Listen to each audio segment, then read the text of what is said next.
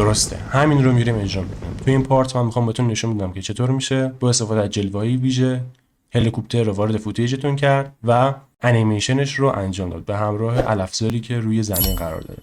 پس با من تا ادامه ویدیو همراه باشید.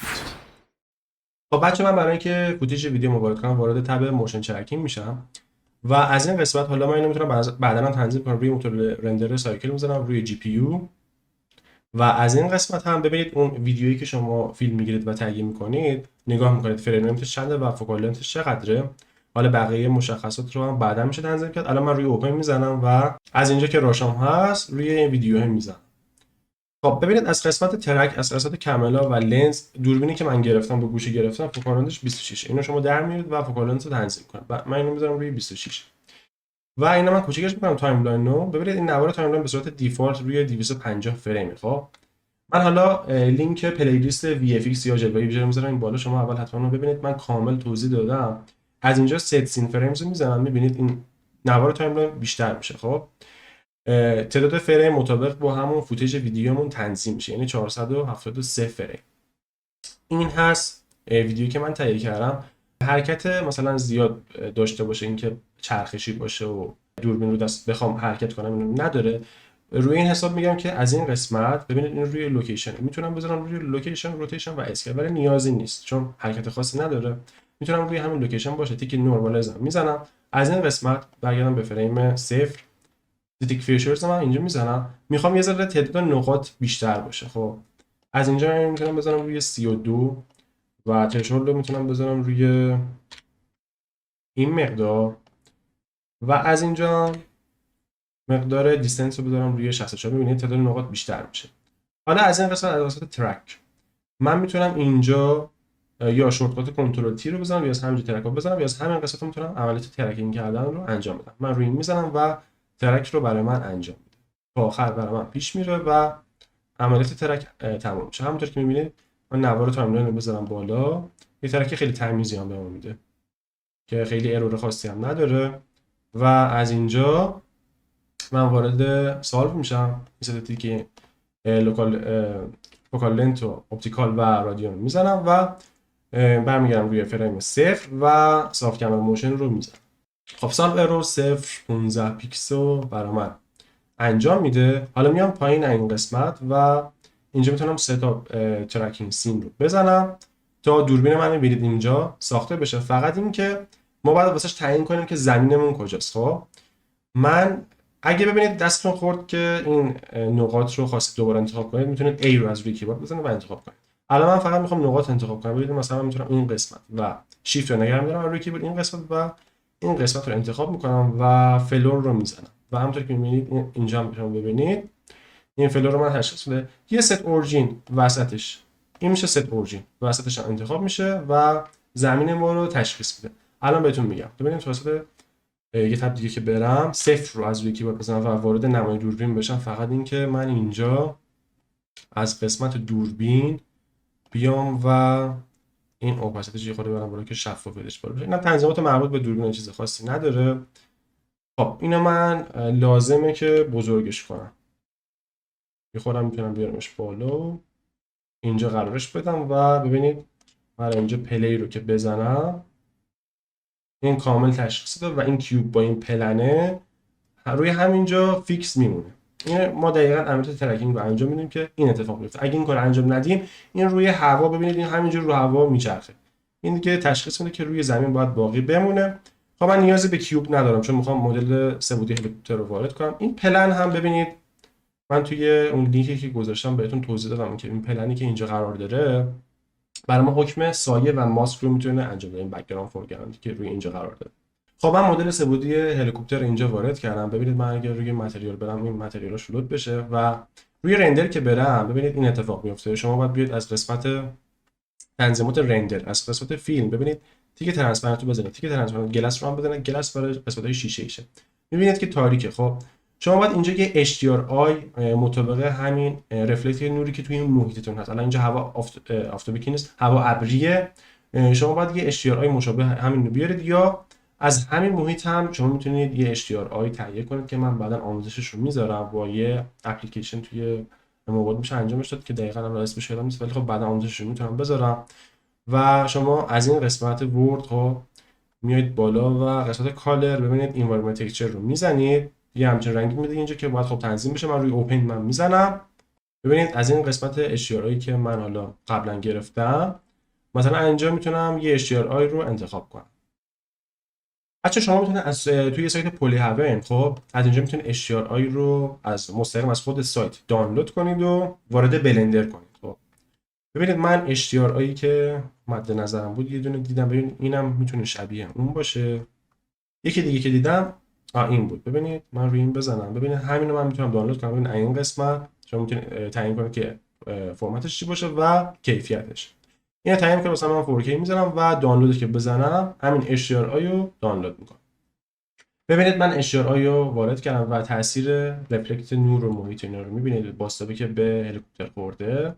البته خب به یه سری چیزا هم بستگی داره به جنس بدنه این. ببینید یه سری چیزا هستش، من قسمت شیدینگ بذارید برم که و وارد رندر بشم. اینجا ببینید اینجا من الان بدنه این هلیکوپتر انتخاب کردم. اینجا قسمت نود ادیتور و شیدرها بعدا میتونم یه ویدیو مفصل راجع به همین شیدینگ و اینا توضیح بدم.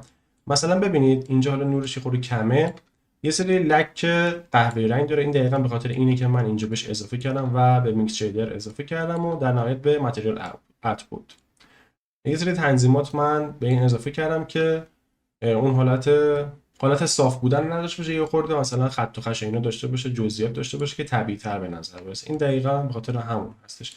یعنی من اگه بیام از اینجا و این متالیکش رو کم کنم، ببینید همچین حالتی اتفاق میفته و دیگه اون باستابونه رو به خوبی نداره، به خصوص همین رافنسه. ببینید اگه رافنسه ببرم تا آخر دیگه ما هیچ باستابی نداریم و این رافنسه من میارم پایین تا کجا بود؟ تا 300 خورده بود.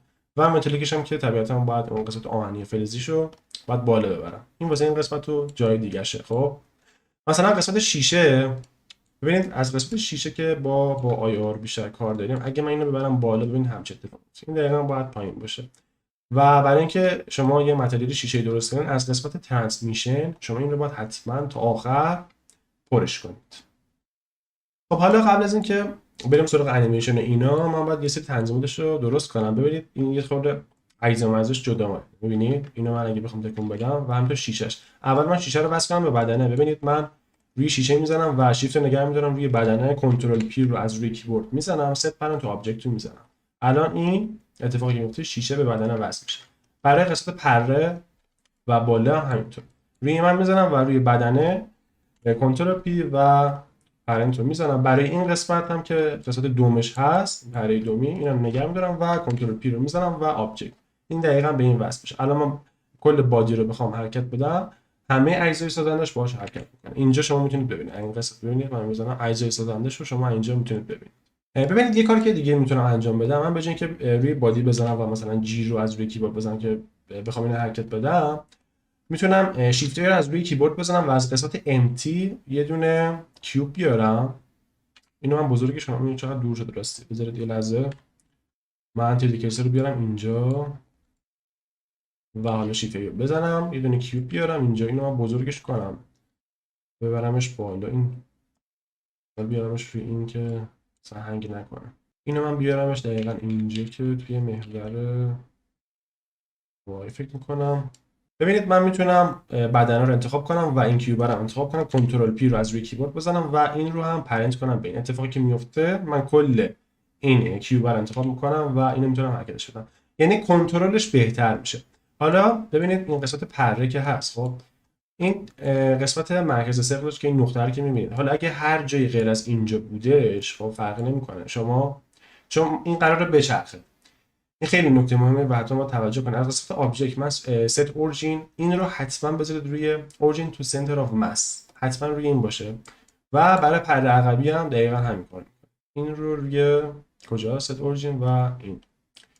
خب حالا من اینو میخوام حرکتش بدم. ببینید برمیگردم روی فریم 1 و از اینجا میتونم ببینید آی رو از روی کیبورد بزنم بخوام کی فریم بهش بدم، یا اینکه من روی این میتونم بزنم و یه حرکتی بهش بدم، یه خورده ببرم جلوتر مثلا فریم 20. و از این قسمت روتیشن زد. خب اینو یه خورده برامش بالا، مثلا تا انقدر.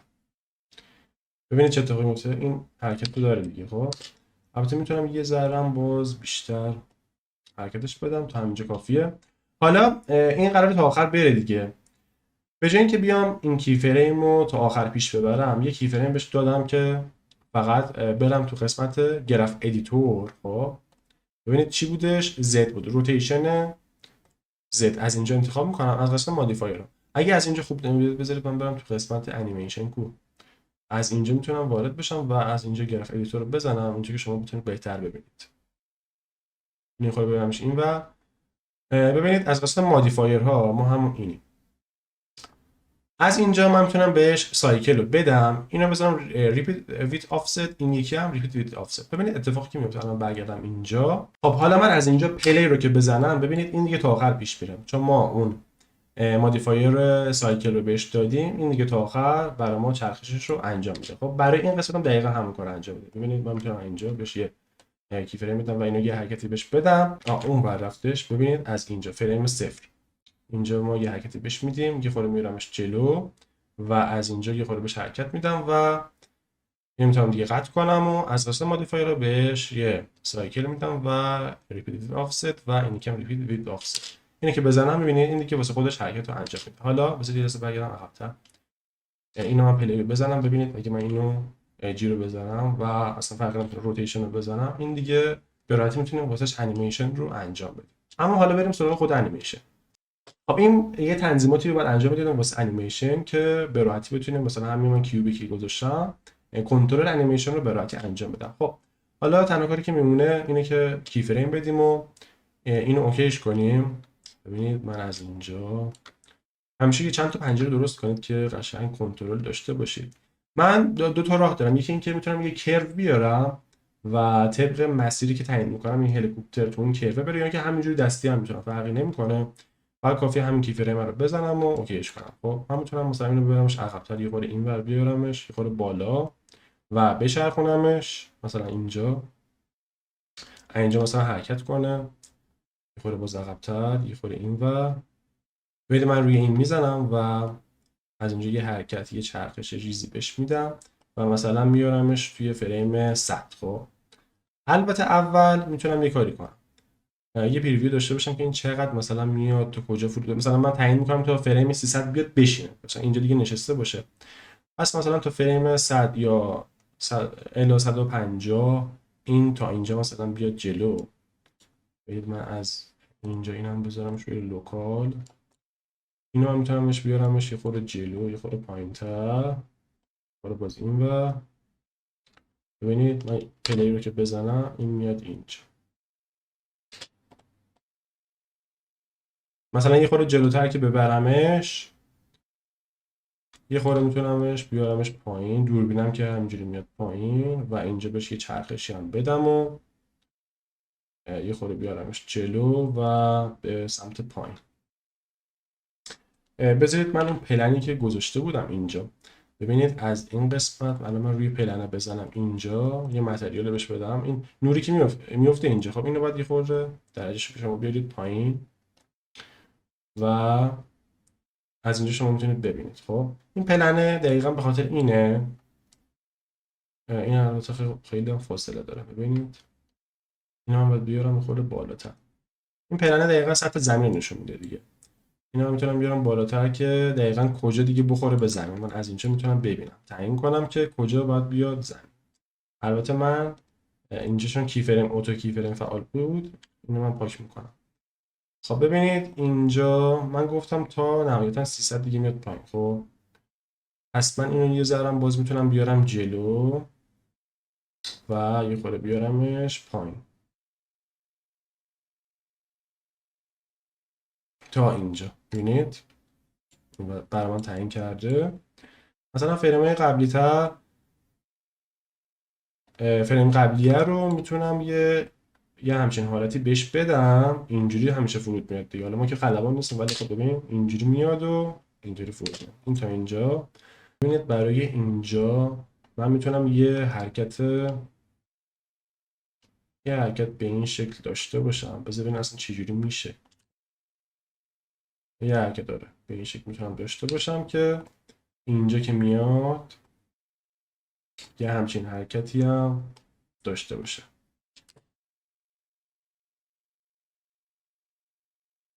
به این شکل میاد و میشینه. اینو میتونید خیلی روش کار کنید. اصلا میتونید یه نصف روز وقت بذارید تا یه انیمیشن خیلی طبیعی در بیاد. خب و اینجا شما دارم واسه یوتیوب اینو ضبط کنم، یه خورده مجبورم سریعتر انجام بدم و برسیم به همون زمینی که قراره علف‌زاری باشه. من اتو کیفرم بردارم. ببینید من اینجا الان برگردم به همون قسمت. من از اینجا تیردی کرسر کجاست؟ روینه. تیردی کرسر رو میارم اینجا. از اینجا من یه دونه پلن وارد میکنم، اینو بزرگش میکنم. البته من یه چیزی بهتون بگم، این هنوز نورپردازیش کار داره. خب بذارید من یه لحظه اینو از این قسمت من اگه وارد شید ایدیتور بشم و از اینجا وارد ورد بشم، خب اینجا من کنترل تی رو که بزنم، اول اینکه من میتونم ببینید این اشتیارایی که اول بهتون گفتم وارد کردم. ببین من میتونم اینو حتی زیادش هم کنم. مثلا من اینو میذارم روی 1.4. خب یه خورده نورش بیشتر باشه. و اینکه کجا باشه. ببینید روتیشن میتونم تغییرش بدم. ببینید رفلکت کجا باشه. مثلا میتونم اینو بذارم روی 10، حتی میتونم اینو بذارم روی 2. فکر کنم چجوری باشه. خب پلنمون آلت اچ رو از روی کیبورد بزنم. این یه پلنی که برای قسمت چمن و اینا قرار استفاده بشه. خب دقیقا روی این قرار داره. من از اینجا وارد متد پریویو هم بشم. ببینید از قسمت پارتیکل سیستم من روی به اضافه میذارم، روی هیر میذارم. ببینید این هیر اومده. خب این بذارید ببینم من یه خورده باید بزرگ باشه. خب خوبه فعلا تا اینجا. ببین ادوانسد رو میذارم قسمت پیشرفته. هیر دارم که میتونم بزنم چون ما باد هلیکوپتر داریم، ولی خب میتونم استفاده نکنم و از یه روش دیگه براتون استفاده کنم. این تنظیمات مختلفی داره. من یه ویدیو لینکش میذارم بالا، یه مقدمه از هیر رو حالا مو اینا گفته بودم، اونو حتما ببینید. ببینید مثلا از قسمت چیلدر من میتونم روی اینترپولیت بذارم، میبینید مقدارش بیشتر میشه ولی خب رندر سنگین تری هم داره. خب حالا فعلا روی نان باشه. الان میخوام چیکار کنم؟ ببینید حالا اینکه یه هیر معمولی آورده، من این رو از روی کیبورد میزنم اینجا و میام پایین. قسمت یه ادوین هست به نام بوتانیک، لینکش رو میذارم این بالا. برای درخت و اینا یا وسط دیسکریپشن هم میتونم بذارم. ببینید حتما این ویدیو رو. برای درخت و ایناست. ببینید از اینجا ما میتونیم درخت و گیاه اینا بیاریم. نمیدونم چرا نمیاره، لود نکردن. خب نمیدونم چرا الان یه پریویو ازش نمیره، ولی اینجا کلی درخت هستش و از این قسمت مثلا از قسمت گراس میتونم یکی از اینا رو انتخاب کنم. مثلا من روی همین این میتونم بزنم و اگه بخوام چند تا بیارم میتونم یوز بوتان کالکشن رو بدارم که توی کالکشن بیاره، ولی فعلا نیازی نیست. میک ادیتابل حتما فعالش اگه بخواید روش داینامیک باشه، فیزیک روش اعمال باشه مثل باد و روش من میزنم. اینو میارم بالاتر. یه خورده میتونم بزرگش کنم که ببینم. از قسمت پارتیکل سیستم تنظیماتش اساس رندر از پس رو میذارم روی آبجکت. این قطعش کنه برمی‌دارم و روی این میذارم. ببینید زمین میشه کلی از اونها. خب ببینید اگه دقت کرده باشید اینا کجه. من میتونم روی همین گیاه اینجا بزنم و از این قسمت بیام از قسمت ریلیشن. خب اینو من میتونم بذارمش روی زد، چون اینم زده، اینم میتونه مثبت زد باشه. ببینید این میاد بالا و اینو اگه من اسکیلش کنم اینا هم بزرگ میشه. ببینید هرچی اینو شما اسکیل کنید اینم بزرگ میشه. و الان من اگه روی تنظیمات پارتیکل که برم، ببینید اگه میخوام تعدادش هم زیاد بشه، من اینو از قسمت چیلدرن روی اینترپولیت که بذارم، میبینید تعدادش خیلی بیشتر میشه. و حالا اگه وارد رندر بشم میبینید اینجا رو، این دقیقاً انگار که میشونه روی این. اما برای اعمال کردن باد و فیزیک و ایناش باید چیکار کنیم؟ من 3D کرسر روی اینجا من میذارم و از اینجا میتونم شیفت A رو بزنم. ببینید از قسمت فورس فیلد میتونم بهش فورس اضافه کنم. اگه من اینجا وارد این قسمت بشم، ببینید من اگه حرکتش بدم، میبینید حالا نمیدونم دقیقاً قشنگ واضحه یا نه، با حرکت دادن این علفا تکون میخوره که تنظیمات خودشو داره. ببینید از قسمت کجاست اینا. از قسمت فیزیک من میتونم اینو مقدارش رو ببرم روی 8000 و یه فلو هم بشه. میبینید اینجا رو و این فلوهاش هم میتونم روی 2 بذارم و و یه مکس دیستنس هم داره. این الان جلوتر بهتون میگم چیه. یه قسمت خیلی مهمی که داره نویزه، اینم جلوتر بهتون میگم. و الان تنها کاری که میشه کرد اینه که ببینید اینو من میارم وصلش باید کنیم به این هلیکوپتره. بذارید من وارد نمای پاپ بشم و دقیقا ببینم که دارم چیکار میکنم. آره اینو من میتونم بیارمش اینجا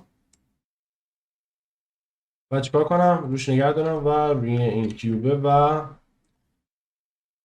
پرنتش کنم. ببین پرنت شده، میبینید حرکت میکنه، هر جا میره دقیقا علفه هم باش اونجوری تکون میخوره. یه کار دیگه هم که میشه کرد، ببینید من اینجا یه دونه کیفریم میتونم بهش بدم خب، و از اینجا وارد گراف ادیتور بشم و میبینید اینجا رو میتونم بهش مودیفایر نویز رو بهش بدم. از اینجا از این قسمت میتونم روی این رو 8 بزنم و این قسمت رو روی 6 حالت نویزی داشته باشه و از این قسمت هم نویزش رو میتونم روی 1 یا 2 بذارم. ببین اتفاقی که میفته یه حالت علفه دیدی چجوری میشه موقعی که هلیکوپتر داره میشینه، یه همچین حالتی به ما میده. و این قسمت که تا یادم رفته مکس دیستنس، ببینید مکس دیستنس اینو من طیفی که یعنی طیف که نه، یعنی اون دامنه‌ای که تعیین میکنیم که تا چه شعاعی تاثیر بذاره اون نیرو روی اون علفزارا. خب این خیلی مهمه بچه‌ها. مین دیستنس این فعلا کاری نداره، فعلا شما روی همین مکس متمرکز بشید. پس این خیلی مهمه. مثلا من میتونم روی این بذارم، میتونم حتی کی فریم بدم که کجا حتی زیادم بشه. خب اینو بعداً هم باز میشه تنظیم کرد، ولی حتما شما تنظیماتش رو انجام بدید. پس ببینید اینجوری میشه، ببینید چه یه حالت خیلی باحالی داره. خب یه فیزیک دیگه هم میشه داد. من شیفت ای میزنم و کدوم بود؟ فورس فیلد و تربولنس. ببینید اینو من یه خورده بزرگ میکنم، اینم خوبه. این رو هم من میتونم وصل کنم، کجا رفتش اینا؟ این رو هم من میتونم به این وصل کنم و کنترل پی رو بزنم و پرنتش کنم. این هم بچه ها خوبه، این هم حتما چیز کنم توی تنظیماتش روش از هست. آره توی تنظیمات فیزیک اینو میتونید روی 2 بذارید و سایزش که نه سایزش مهم نیست، فلوشو میگم، فلوش روی 1 باشه و نویز هم که داره، نویزش هم یه خورده میتونید ببرید بالا.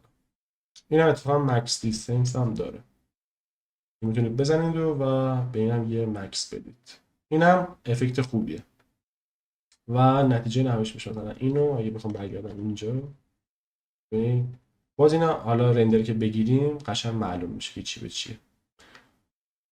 رندر بذاریم روی رندر اون گفت یه نکته ببین الان من وارد رندر شدم، میبینید این پارتیکل سیستمی که انجام دادید یه پلنی این زیر داره دیگه. ببینید این پلن سکندری که میگم اینجا، اینو قراره ما حذفش کنیم. چیکار میکنیم؟ من روی همین تنظیمات پارتیکل میرم.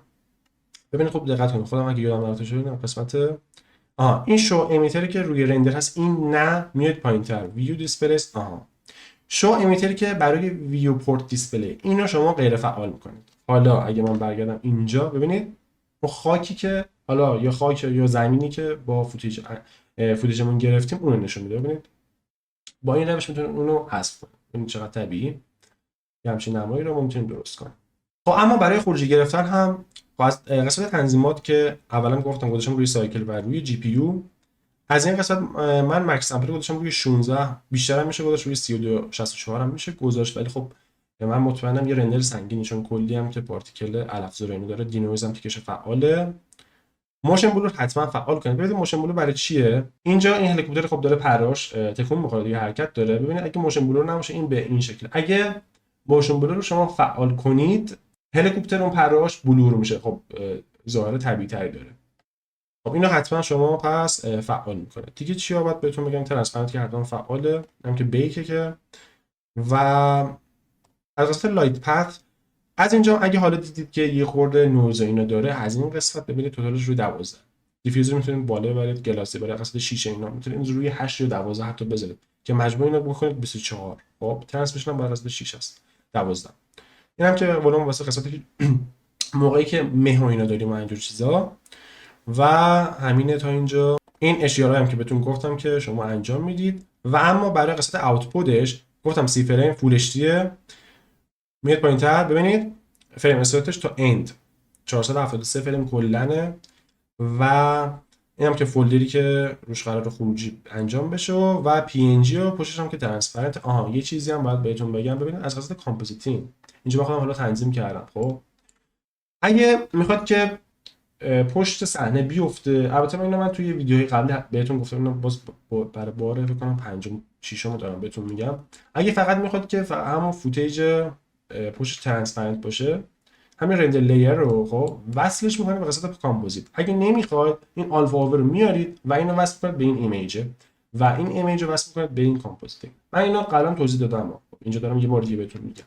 این اگه میخواید که اون ویدیویی که گرفتید، ببینید این ویدیو، برگردم اینجا، این صحنه‌ای که این پشت قرار داره، بذارید من اینو هایت کنم. این ویدیویی که خودم گرفتم، اگه یا ویدیویی که شما گرفتید، اگه میخواید پشت صحنه بیفته که معمولاً ما این کار انجام نمیدیم، پشتش ترانسپرنت شده میگیریم. مثلا آلت اش رو بزنم ببینید پشتش ترانسپرنت شده باشه بهتره، چون بازم میتونه توی افتر افکت یا نیوک اونجا شما کلی کار روش انجام بدید، پس بهتره که پشت ترانسپرنت بشه. پس همین رندر لیر رو وصلش می‌کنید به کامپوزیت. اینم که ویدیو که اینجا هستش برای اینکه ببینید، چیزی نداره. اینم تب کامپوزیت چیز خاصی نداره.